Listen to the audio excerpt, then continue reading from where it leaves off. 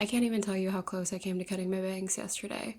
And I feel like maybe I still will. I feel like if this was just a little bit shorter, it would be cute. Kind of like a Sabrina Carpenter side bang.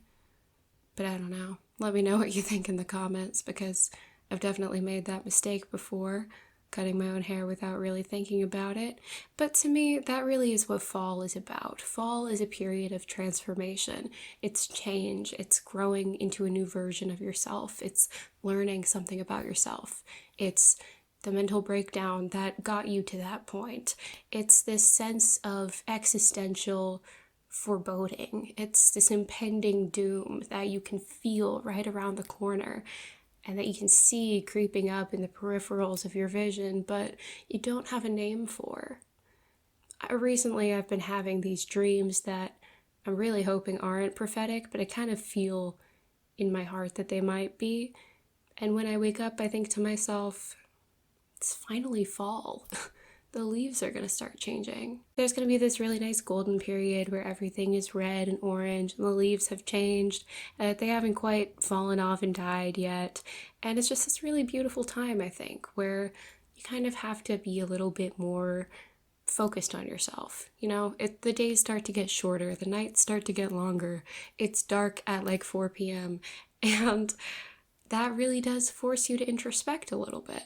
So that's going to be the vibe of the books that I want to give you guys today, something kind of introspective, something potentially pseudo-intellectual. But whenever people see you reading these books on the bus, on the street, wherever you happen to be, in the coffee shop, they'll think that person is super hot and super smart and so mysterious. I need to get to know them. So that's the vibe that we're going for today. That's what we're curating right now. And so hi love bugs, welcome back to my channel. I'm so happy that you guys are all here, and I also just want to say a huge thank you for 1,000 subscribers. That's really crazy. It's actually like I am so happy, and it's really crazy that you guys are all here. I'm so glad that you are. I know that I'm honoring this milestone by doing the thing that you guys wanted me to do the least, but listen, long reviews mean that I have to actually read an entire book and write notes over an entire book.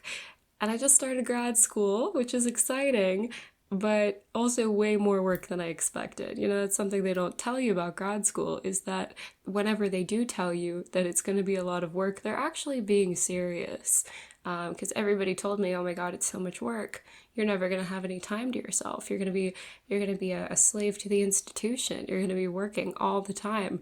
Didn't think that was actually going to be true. I thought that maybe that was a hyperbole, but that does not seem to be the case. And so I wanted to give you guys first and foremost, well, okay, I couldn't decide what I wanted to give you guys, if I wanted to give you book recommendations or my TBR, because I know that you guys don't want to see my TBR because you voted that you didn't want to see it, but I want to talk about it and it's my channel. So we're going to do kind of a sandwich style where I will tell you a book that's on my TBR and a book that I recommend for the fall, so that hopefully by the end of this we have a very curated fall, I want to say playlist, but that's not the right word. Read list. It sounds dumb, but anyway, I'll just get started because I have the first book that I currently am reading. I started reading this 2 days ago, and I have read 16 pages, and that is Bad Cree by Jessica Johns. It is a horror story about a Cree girl in Canada, and she's been having these dreams that start to come into reality, that she starts to take bits of them back into reality with her, and it's freaking her out. And that's all in the first chapter that I have read so far, so that's not spoilers or anything. So far, I like this book. I like the concept. I think it's really interesting. I really do like, and I'm trying to read more Native American fiction, just because it is a perspective that I feel like we don't see a whole lot in mainstream media, and I think that it is worthwhile to make an effort to branch out and see things that you're unfamiliar with. And so I'm really interested to see that aspect of this book, definitely. Yeah, so far so good. I don't think the writing style is crazy noteworthy. I think it's fine. I think it's kind of I think it's efficient. I think it's doing the job. It's doing what I need it to do, but it in itself doesn't so far seem like something that I want to highlight in the book. It's not bad, but it's not like the best part of it so far. Yeah, and of course maybe that will change as, things change in the book. But yeah, that's Bad Cree. That's the first item on my TBR because I've already started it. And I would love to know what you guys think about it if you liked it. First of all, I love the cover though. It's so cool. I really like it. I picked this up. I can tell you where I used to live now because I moved. So if you're planning on trying to kill me based on my previous couple of videos, start over. Got it from this place in Philadelphia called Giovanni's Room. It's a queer bookstore slash thrift store. It's really cool. If you're in the area, I definitely recommend checking it out. It's not a used bookstore, so which I thought it was when I went there the first time, because, well, I think some of the books are used, but they have a lot of new books too, and this one was new, and I was kind of upset because I wanted all the prices to be lower, but that is not the case. A book that I recommend for the fall is Frankenstein by Mary Shelley. This was my favorite book for a really long time. I'll tell you what it's about, just in case. It's about this guy named Victor Frankenstein who goes off to college, and while there, he constructs a creature using cadavers, using body parts from cemeteries and dead animals. And it's really good. I really love it. I really like the writing style that Mary Shelley has in this, and I like how full of allusion and reference this book is. She has a lot of reference to like Paradise Lost and even like the Iliad, stuff like that. It's very clear that this is someone who really loves literature and someone who really is dedicated to this. I love the fact that she was so young when she wrote it. I feel like that also kind of comes through in the book in a way that I don't really feel like a lot of people talk about, is that this is very much a coming of age story in a lot of ways. We really see Victor as he grows up, and because he's still a teenager when he makes the creature. He's still like 19 or 20 when he does this. So like we have this image in pop culture of the Frankenstein's monster, and then also Frankenstein as the like mad scientist, the like old man mad scientist, and neither of those images are accurate. And I think that's really interesting to actually see like what the intention of the book was originally. And I think it's such an interesting way of seeing him kind of grow up and realize his mistakes and see his own nature and the nature of the creature that he's created. It's about good and evil, but then also about like parenthood in a way. And I have read something that I'll double check before I, post this video, about how Mary Shelley had at this point in her life already lost her mom and potentially I think has already lost her own baby, like had a miscarriage. And that I think that once you know that and once you take that into the book with you, it really does change a lot of the ways that you view this creation and the way that you view just like the essentially like parent-child relationship between Victor and his creature. It's so interesting from that perspective, and I think that this book, I know it's like a classic and everything, but I feel like it is still like kind of underrated. It's so good because I feel like the pop culture image of Frankenstein really dominates the conversation sometimes, but the actual book is so good and it's so interesting. The writing, I really love the themes, the philosophy. This is definitely a book that you can analyze it for a long time, and I've read this book 3 times now, and I might read it again this fall because I reread it last fall as like with my friends in a book club thing, and it was so good, and there was so much I see new, like there's so many new things that I see in it every time I read it, and I just really love it. Okay, and then a book on my TBR, Frankenstein in Baghdad by Ahmed Sadawi. And this book is about, I don't really like to know what books are like fully about before I go into them, so I'm gonna keep the synopsis of the TBR books kind of vague. It's about this guy named Hadi living in Baghdad while it is US occupied and using body parts that he finds strewn around after like bombings to create his own creature. And I'm so interested to see how this book plays out and how it uses the themes of Frankenstein, but then adapts them to both this modern world and this war setting. I'm thinking it'll be a really interesting examination of like the treatment of Middle Eastern bodies, both in a literal sense, but then also in the allegorical sense. And I'm really, really interested to see how the author uses Frankenstein as a way of depicting that and as a way of, I imagine, developing a commentary about US occupied Baghdad. So I'm so excited about this one, and I think that's all I have to say on it. A book that I recommend for the fall, kind of staying in line with our monster theme, is A Dowry of Blood by S.T. Gibson. It is a retelling of Dracula's brides from the perspective of the first bride. And so her name is Constanza, and she becomes a vampire. And it's really about her relationship with him, and then also the relationship with Dracula's other brides as they're introduced into the story. I think the writing in this book is really beautiful, and just the way that it's told is so interesting. Yeah, I really loved it. I read it earlier this year in January, and it's stuck with me. I think it's a really great one. Of S.T. Gibson's work, this is my favorite. Like, definitively, this is my favorite of her work. She did recently release another book, An Education in Malice, which is a Carmilla retelling, and I did not like it. I hate to say that so bluntly, but I just didn't feel that it came together. I didn't think that it was good.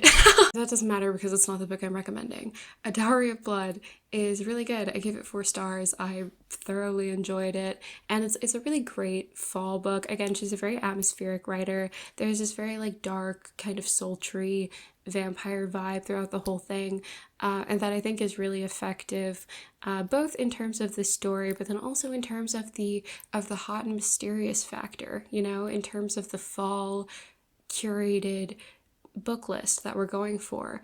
I think I really like this book. Yeah, I wish I had something a little bit more intelligent to say about it, but I do think that the writing style is very beautiful. I thought the characters were interesting, especially the relationship between the main character and between Constanza and her husband is just one that develops very, very interestingly over the course of the book. And I won't spoil anything, but the way that it culminates is, I feel, very effective, very deserved, and it's I think it's great. Yeah, I really like this book. A book on my TBR in that same vein is Dracula by Bram Stoker, and because I have never read it. I have not read this book yet, and I feel like I really have to because it's such a classic, and it's such a fall book. It's Halloween, I actually don't know too much about what it's about beyond the fact that it's about Dracula and he's a vampire. Sorry for the spoilers, but I am interested to find out. I learned recently through a podcast that there's a very large real estate element to this book, that it's like about a real estate transaction, that one of the protagonists, Jonathan, goes over to Dracula's castle to talk about real estate in England, I think is what the premise is, so that Dracula can get a house in England, I guess, because I guess, fresh blood. But yeah, I mean, that sounds kind of fun, kind of silly to me. I also, in the same podcast, learned, this is so fun, this is a little bit of a diversion, but so fun. There was a Swedish version of Dracula that was a translation that some guy published, and for like 100 years nobody actually compared it to the original Dracula, like read both of them together, and when they did, they realized that the story was completely different from actual Dracula. And so there were a bunch of theories about why this was. Some said that like maybe he had gotten an earlier draft of Dracula by mistake, and he was translating that draft because there were characters and story beats that weren't in the original Dracula, but the story was still pretty recognizably Dracula. And then I'm pretty sure they found out that this was actually a translation of a different translation of Dracula, which was completely different, because the translator didn't like Dracula and just completely rewrote it and just changed things that they didn't like, added characters, took characters away, changed the plot, and I think that's incredible. And then a book on my no wait, I just did that. A book that I recommend is The Yellow Wallpaper, and it's a short story, but it's also like it's in the public domain, it's free online, it's super short.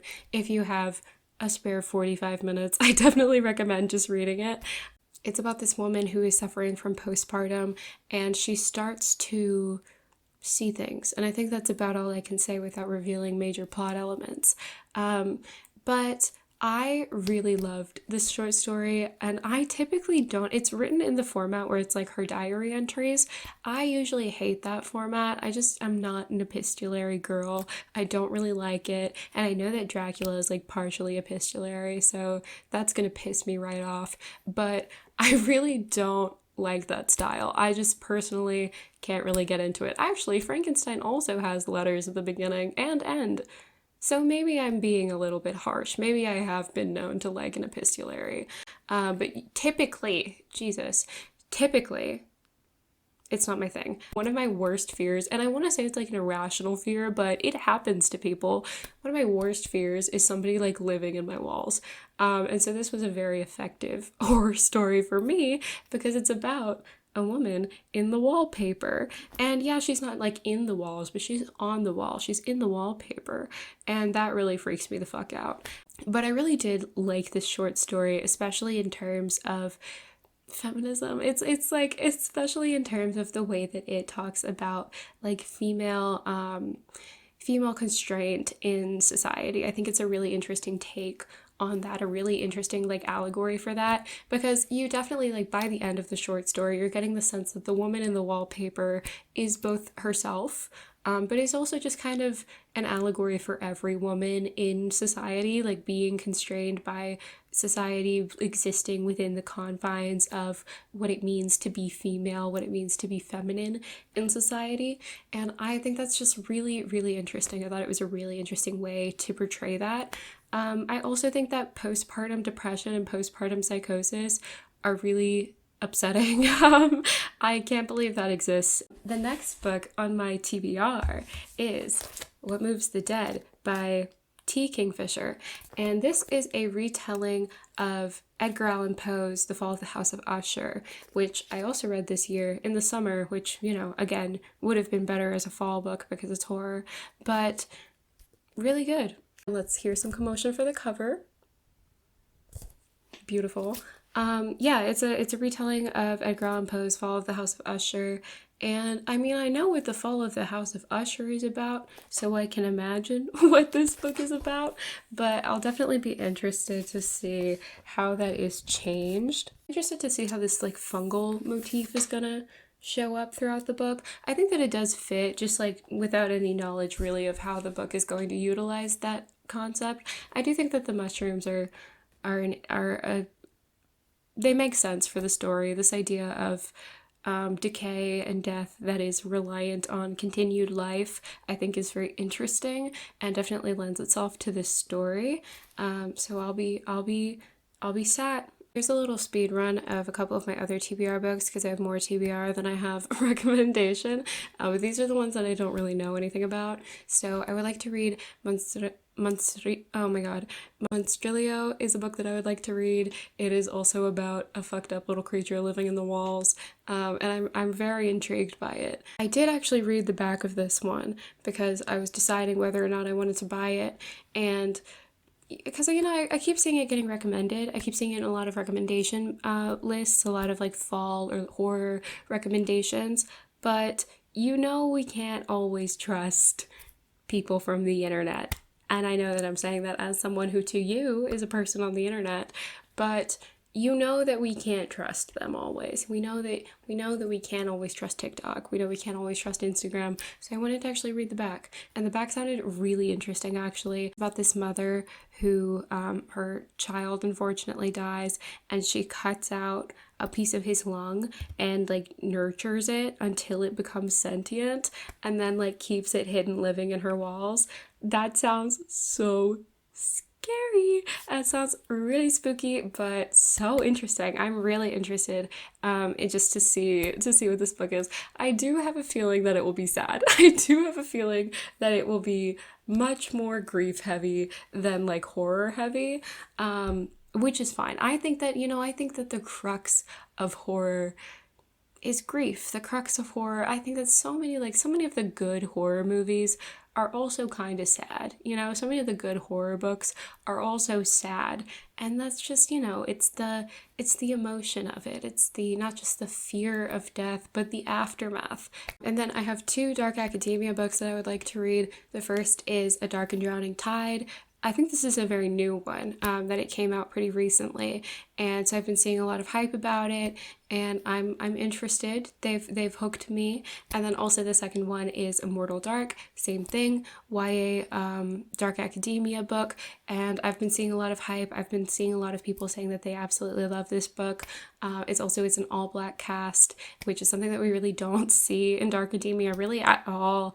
So that's definitely going to be a very welcome change of pace, and I'm very interested to see how these two books play upon the genre, but then also potentially change it, how they make their own space within the genre. I've said this before, I don't have any sort of opinion on adults reading YA. I know there are people who think that adults shouldn't read YA, and I know there are people who think that adults should read YA. I could give a fuck either way. Like, I can't express to you how much I don't care. It's truly not something that has ever crossed my mind to develop an opinion on. I don't give a shit whether or not adults choose to read YA. Personally, for me, I sometimes struggle with it in the place that I am right now, because I feel I just can't really get into it as much. I don't know. And I know that there are plenty of great YA books out there, and that's not what I'm trying to say at all.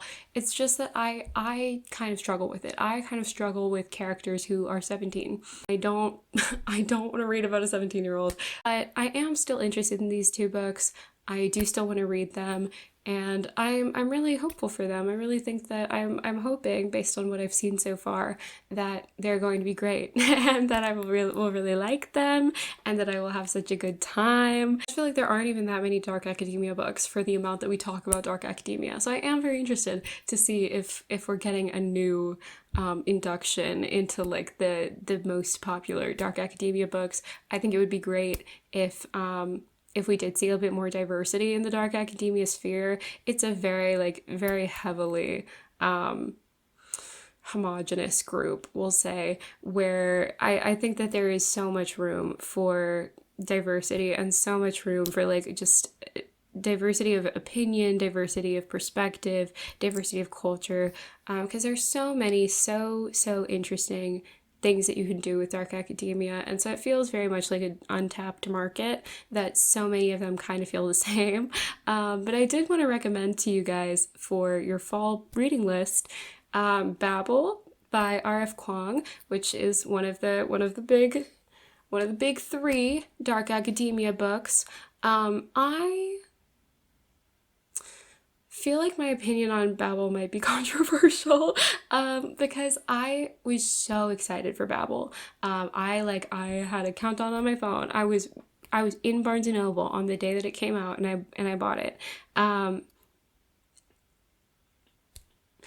I didn't like it as much as I wanted to, but I did still like it. I did still enjoy the book. I do feel at times that the commentary of the book was heavy-handed. I feel like there were times where the author was really like spelling out to you what you are supposed to take away from the book, what she's trying to say, what the issue is, what the commentary is, what just like spelling out for you the messaging of the book in a way that I feel actually like kind of takes away from the book's power, takes away from how good the book was, because it makes it kind of feel like you think the audience is stupid, or that you don't trust the reader enough, or that you don't trust yourself enough as a writer to make it clear without spelling it out in precise word, like in plain English.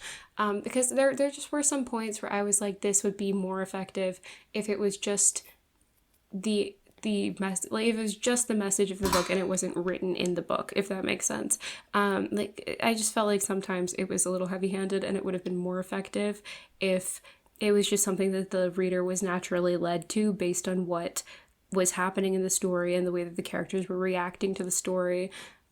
Because R.F. Kuang is a great writer. R.F. Kuang is a very talented writer, very skillful writer, and I think that she really does have the ability to write such cutting commentary and to write such interesting stories and interesting characters. And so it was a little bit disappointing to me that this one felt a little bit lack of faith in itself and in its ability to communicate its message.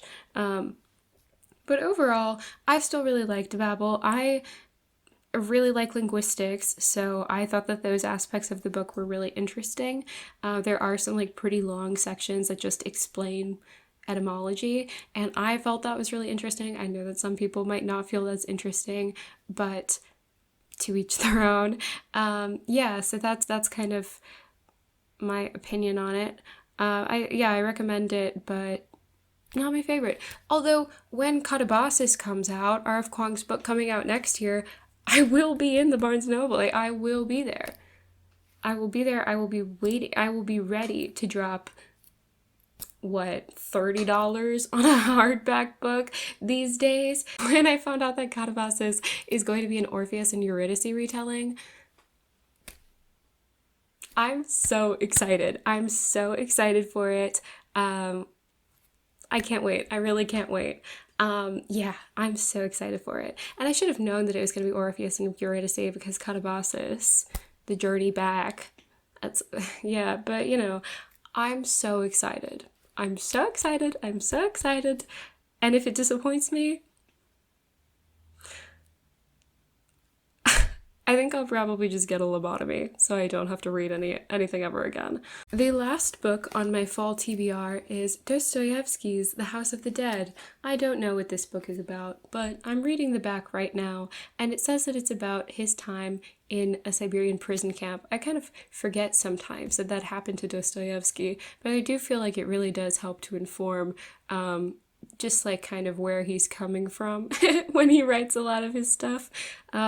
You definitely see that trauma playing out in some of his work.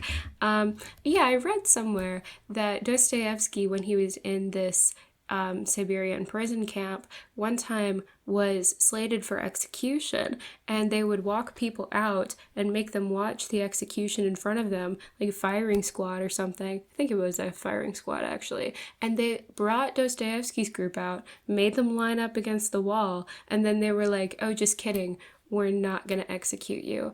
And he talks in this quote that I read somewhere, I'll try to find it, about like just how it feels to like know that you're going to die, and like how time really like slowed down for him in that moment, and he was able to think about so many things leading up to that. And it's just like, that is crazy to do to someone. And yeah, so I'm interested to see how this book unfolds, and how we can see those experiences through the book. Yeah, based on Dostoevsky's other work, I'm imagining it will be very deeply philosophical and very deeply concerned with death. Yeah, that's it for my TBR. Oh wait, actually there was one more book on my TBR. I'll just tell it to you now. Other book on my TBR was The Graveyard Shift by M.L. Rio, who is the author of If We Were Villains. And I think this is the only book that she's released since then. And it's a novella, so it's going to be short. But it just got released like 2 weeks ago, something like that. And the cover's super cute. I'll put it on the screen. But it's nice. And I don't know shit about what it's about, but I think I'm going to read it anyway, because I did like If We Were Villains. I know that some people really didn't like If We Were Villains, and is it as good as The Secret History? No, but I personally don't believe so, but I do still really like it. I like Shakespeare, so maybe that drove my opinion of it, if I can be honest. But yeah, I'm interested to see what this is, and I think it's great when authors take a little bit of a break before releasing something new, because, you know, they'll bring so many ideas and they've had so much time to think about it that I have high hopes for this book. Haven't heard anything about it so far. Haven't heard a single review, so that could be a good thing or a bad thing. But oh shit, I forgot to give my other, this one, okay, this is going to be a bridge, because this is kind of on my TBR and a recommendation, and it is Dante's Divine Comedy, because I have only ever read Inferno, and I would really like to read the entire thing this fall, but also I feel like it's something that you can kind of do in stages. I feel like Inferno, that's fall, but Purgatorio, that's winter, and Paradiso is obviously spring. So I feel like we can kind of take this one slow and do it a step at a time. Dante is an interesting writer. I think that he was weird, but I really like it. And I have heard from other people that as the books go on, the writing style improves. Obviously, everybody mostly likes Inferno. Like, that's the one that everybody assigns for school. That's the one that people read. That's the one that people talk about, is Inferno, because that's the one where he's describing like horrible torture. And then what I've heard of Paradiso especially is that it gets kind of boring, because, you know, he arrives in heaven and it's heaven, so everything's perfect, and then he continues to ascend up heaven and it just becomes more and more perfect. So that is interesting. It's definitely something that I will be interested to see how he pulls it off, because I have heard people say that it's boring. So I will let you guys know. But also, yeah, I do recommend Inferno. I really liked Inferno. I think that it is a really interesting kind of look into I don't know, kind of retrospective on both like European politics and European classical works, because he definitely takes a lot of oh my god, he takes a lot of inspiration, is the word that I was going to say. Takes a lot of inspiration from the classical authors, from Homer, from who else? Aeneas. Whoa, that's not Virgil is what I meant to say. Here's actually what I think, is that some people who really like Dante's Inferno are annoying. Going to go to a Dante seminar where we read like a certain amount of cantos per week, and like we came back to talk about them. I got there and it was all men, first of all, and it just wasn't that great of a seminar. So I got the book for free because I signed up for the seminar, and now I'm going to read it by myself. So I hope that you enjoyed my fall recommendations on TBR. Let me know, what are your fall recommendations in TBR? And again, thank you so much for subscribing. Thank you guys so much for subscribing. I love you all romantically. And if you're not subscribed, I promise that I will have long reviews and discussions and all that jazz for you guys later on, soon, hopefully.